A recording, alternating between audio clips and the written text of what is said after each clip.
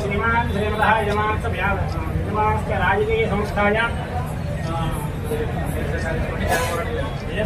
YSR Congress party యజమానस्य అధిష్టానదేవత Jaganmohan Reddy గారి యజమానस्य ధర్మవతి మేధ ధర్మవతి విభాగం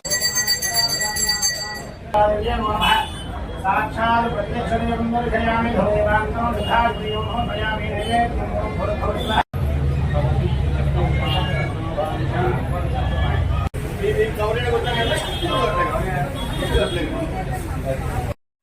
నమస్కారాన్ని సమర్పయామి.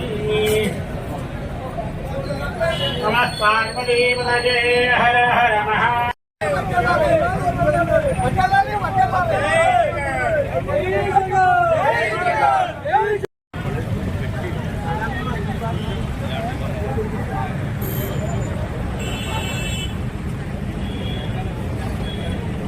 ఒకసారి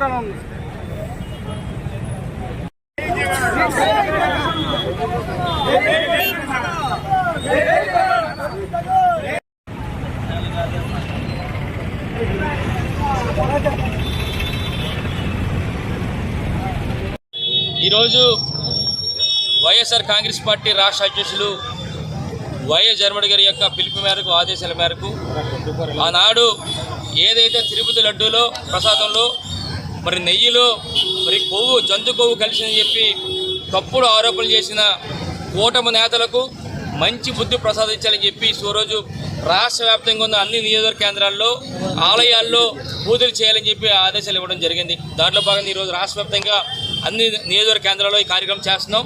అందులో ముఖ్యంగా ఈరోజు నర్సీపట్నం నియోజకవర్గంలో వైఎస్ఆర్ కాంగ్రెస్ పార్టీ ఆధ్వర్యంలో ఇప్పటికే పూజా కార్యక్రమం కూడా చేపట్టడం జరిగింది.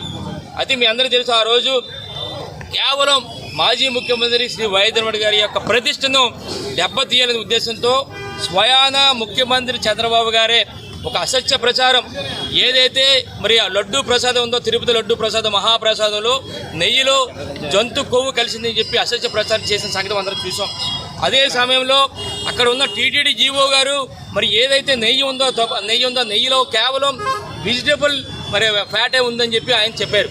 కానీ చంద్రబాబు గారు మాట్లాడిన తర్వాత మరి ఏదైతే కూటమి నాయకులకు భయపడి మళ్ళీ మాట మార్చి ఈవో గారు మరి నెయ్యిలో కొవ్వు జంతు కొవ్వు కలిసినట్లుందని చెప్పి మరలా మాట మార్చిన సంగతి అందరం కూడా చూసాం.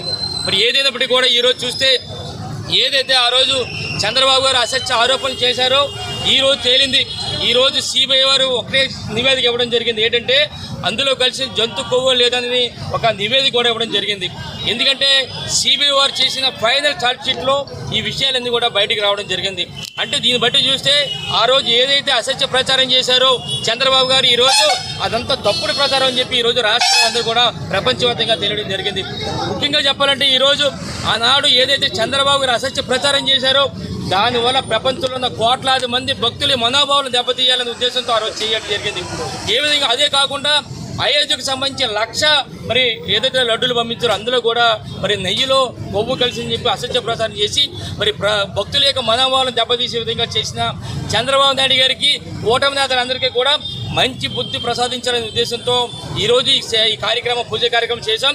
ఒకటే తెలుసుకోవాలి, చంద్రబాబు గారు మీరు ఏదైతే అసత్య ప్రచారం చేశారో ఈరోజు సిబిఐ నివేదిక వచ్చిన తర్వాత మీరు తప్పుడు మనిషిగా తప్పుడు కార్యక్రమాలు చేసినట్టుగా అసత్య ప్రచారం చేసినట్టుగా ఈరోజు ప్రపంచంలో ఉన్న ప్రజలందరూ కూడా గుర్తించారు.